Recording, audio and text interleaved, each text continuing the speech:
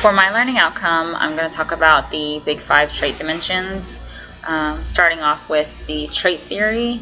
The trait theory is where you identify commonly shared traits and characteristics between people and taking that information to make predictions about who they are or who they will be.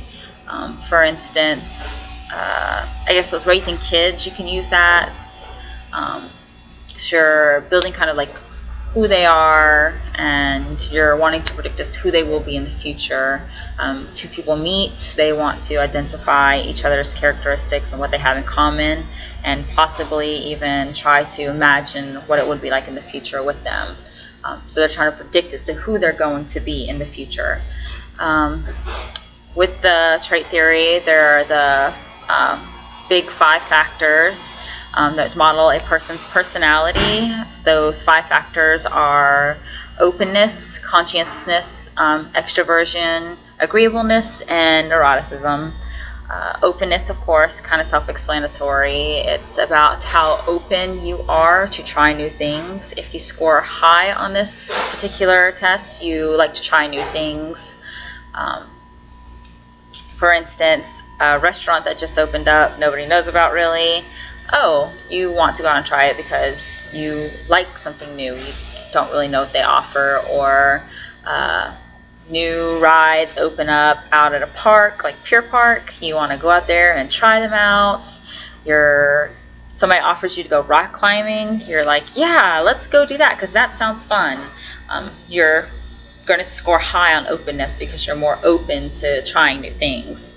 You score low on this, you don't really like to try new things. You're kind of on a set schedule, a pattern that you like. You're just not willing to. You're more declined to go try those new things because you don't really want to. Consciousness has to do with how organized and reliable you are.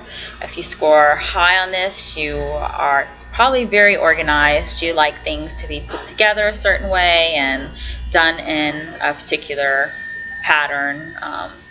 Like me, I would score low on this, on conscientiousness, because I'm not very organized. I'm kind of scattered here and there and I'm not really good at it. For instance, my classwork, it's kind of all over the place. I'm submitting this last minute. So I would score low on conscientiousness.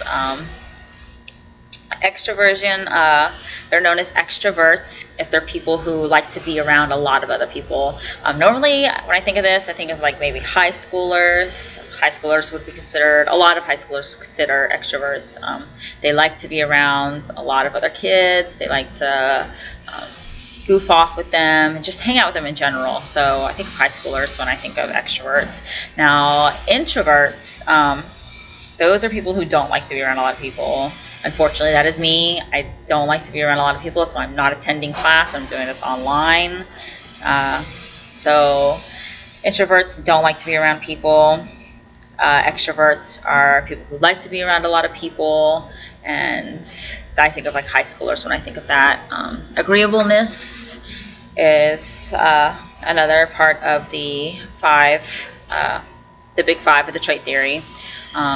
Agreeableness has to do with how general emotion style is. If you score high on this, people normally like to perceive you as friendly and outgoing and optimistic.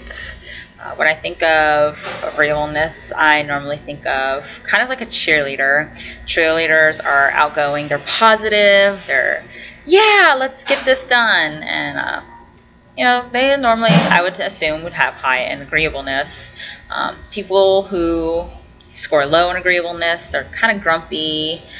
They're not very friendly. That's normally how they're perceived. I guess you would kind of perceive me as low in agreeableness because I'm kind of grumpy and I don't like other people talking to me. Neuroticism. We normally see people with a high score with neuroticism, kind of emotionally unstable. I assume someone who, I don't really know how I'd explain this and affecting me. I guess I used to go to, when I lived in Marianna, that's where I'm from, There's this place called Sunland where people who were mentally unstable lived. I assume that they would score high on the neuroticism. They normally have high anxiety or depression, or they were just mentally unstable. I would assume that would be kind of what it meant by neuroticism. I would score low because I'm kind of mentally stable. So I guess that's how that would affect me. Some cultures kind of think the opposite. Us here in America think that openness is good and that conscientiousness is good. And some want you, like some of the other foreign countries, I'm going to say any names, are going to want you to kind of fall into a certain category and be lined. They don't want you to be independent or anything. So it does vary with each culture as to your scale on what would be good and bad, I guess. So that was the big 5 of the trait theory, which again, the trait theory was about identifying people's characteristics and their shared traits and trying to predict who they are. And then you got to think of the acronym of OCEAN for the big 5. OCEAN is openness, conscientiousness, extroversion, agreeableness, and neuroticism. And that was my learning outcome.